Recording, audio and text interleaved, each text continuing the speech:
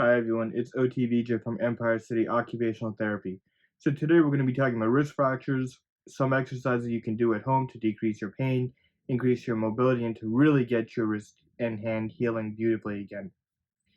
So wrist fractures are one of the most common conditions to ever see, especially in the winter times. They usually occur due to a fall, sports injuries, or even motor vehicle accidents. You might have just seen your orthopedic doctor and they might have just put a cast on you and might have told you to move your fingers. What you might think is that your doctor's telling you to do this, but your doctor's actually asking you to do tendon glides. And as an occupational therapist who typically does see a lot of these different injuries, what your doctor actually wants you to do are these things. These are called tendon glides. You go to your local occupational therapist and they'll probably tell you the same thing. So first position, your fingers are going to be straight like this. Okay, then you're going to keep the knuckles straight and you're just going to bend the middle joints and the tip joint as you can see here, just like that, keeping the knuckles straight. Okay, then you're going to go into a duck position like this. Okay, then like this, middle joints bend, tip stay straight as much as you can, and make a fist. So we're going to do this a little bit quicker now. 1, 2, 3, 4, and 5. Good. They might also ask you to move the thumb as well. So I like to tell my patients try to bend your thumb and touch each finger. So 1, 2, 3, 4, 5. 1, 2, 3, 4, 5, and keep going on to each finger. They might also tell you to start bending the fingers a little bit. So they might have you do these blocking exercises like this, and you can do the same thing for each finger. There are various variations of this exercises. So typically, though, you want to try to see your local OT and have them teach it to you, or yeah, just consult with your local OT or your local healthcare provider. Once the cast comes off and the doctor now clears you to begin moving your wrist, we want to start off with gentle exercises. Pain is typically normal during the healing stages, but you want to always remember to try to do the exercises pain free.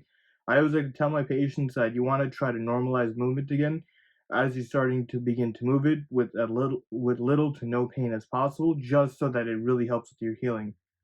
You might also realize that, oh, your shoulder, your elbow might get stiff. So you might want to begin raising the shoulder as much as you can. Same thing with the elbow, just moving the elbow as much as you can, but go gentle with this. You just want to really prevent stiffness from in the shoulders and the elbows. Now, in terms of your wrist, when your doctor clears you to begin moving your wrist, I like to tell patients to just go slow, go within your tolerance, right? Don't crank on it. Don't force it to go into any extreme motions into flexion and extension. Just go gentle, just go within your tolerance. And remember, the more you keep doing it, the better it's going to be. But the first time you do it, it's going to be painful, it's going to be stiff, and it's going to be frustrating. So again, go within your tolerance. Everybody's tolerance is different. Everybody's healing is different.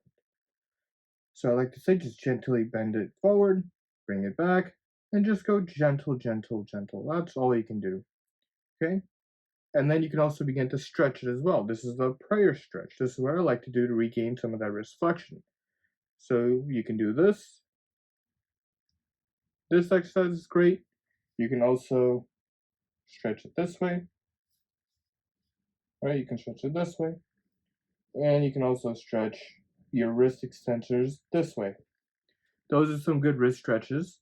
For this one, though, you want to be a little bit careful with this, even though it's great for wrist extension.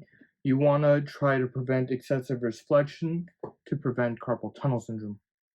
Another exercise I like to tell my patients is to just move the forearm. So you want to try to keep the elbow at around 90 degrees like this, okay?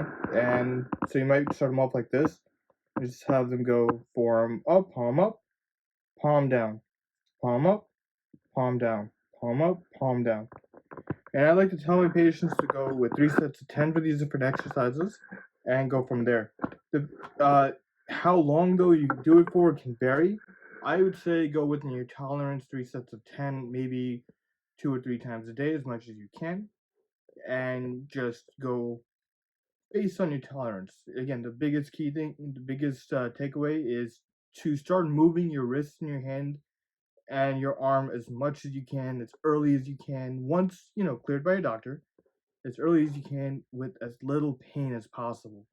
That's the biggest takeaway. You want to get some early active motion going on with little to no pain, and that's gonna really help you in your rehab stages.